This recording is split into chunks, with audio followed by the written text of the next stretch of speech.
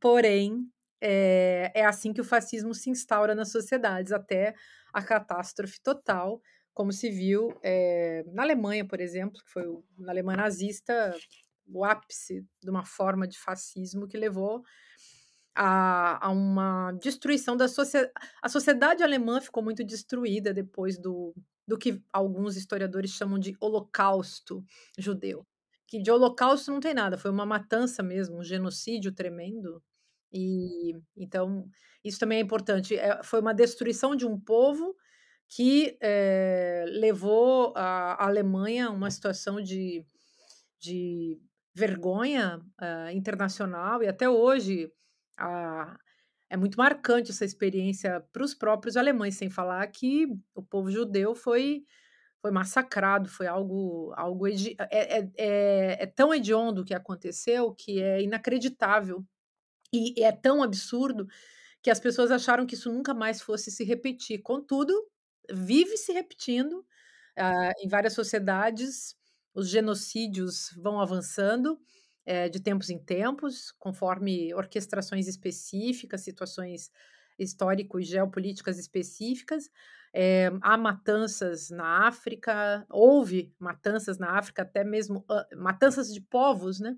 E nós também somos um povo, nós somos um país e uma sociedade marcada por um grande genocídio, que é o genocídio indígena, que segue em curso desde 1500, e o genocídio dos povos africanos também, que foram trazidos para o Brasil e escravizados. Então, eu acho importante a gente lembrar essas coisas e ter em vista que tudo isso pode se repetir. E eu sei que você gosta muito de filosofia, que você é um especialista em filosofia, então a gente conversando sobre isso, eu queria só citar um personagem muito importante desses estudos sobre o fascismo, que é o Theodor Adorno. E ele tem um texto dele que é o Educação após Auschwitz, que ele fala, ele começa falando isso, né? Todos os esforços da educação deveriam ser esforços para conter, para evitar que o fascismo se repetisse. Contudo, ele não cessa de se repetir. E ele cita Auschwitz como aquele campo de concentração emblemático de toda essa catástrofe. Então continua se repetindo, e o Brasil da pandemia repetiu isso, né, Fernanda? É inacreditável o que está acontecendo. E esse é também o problema, porque se é inacreditável, a sensação que nós temos é de um pesadelo, e a experiência que nós estamos vivendo é a de uma distopia. A gente pode dizer que, o fascismo, ele funciona como, um código distópico. O fascismo foi implantado, houve a implantação de um código distópico, que é esse código da violência, eh, ou uma a gente pode até dizer, né, é um código que implica uma decodificação. E existem muitos signos, sinais, emblemas, eh, frases, você citou, né, conceitos, são ideias, emoções que são desencadeadas a partir de signos.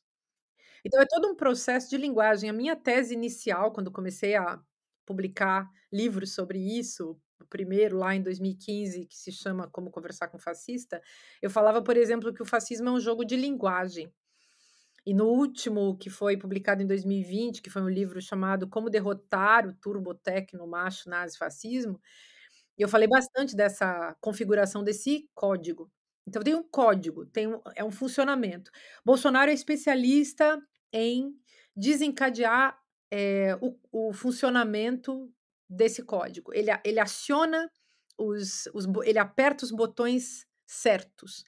E esses botões todos têm a ver com a manipulação, então, das emoções. É como se a cada emoção que o povo tem que viver, ele fosse lá e apertasse uma teclinha, apertasse um botão. E aí ele desencadeia o funcionamento da máquina fascista. E aí tem o ódio.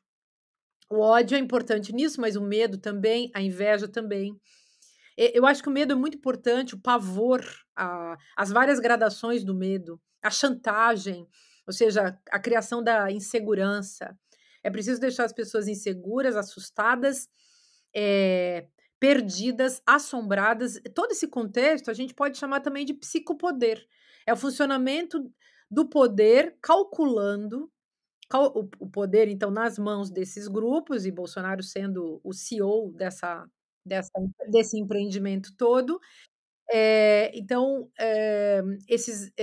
esses grupos, eles vão desencadear nas pessoas sensações diversas e, gradações do medo, em torno dessa coisa aí que eu estou chamando de psicopoder. É o cálculo que o poder faz sobre o que as pessoas pensam, sobre o que elas, eh, acreditam, sobre o que elas sentem e inclusive sobre o que elas são capazes de fazer em nome disso.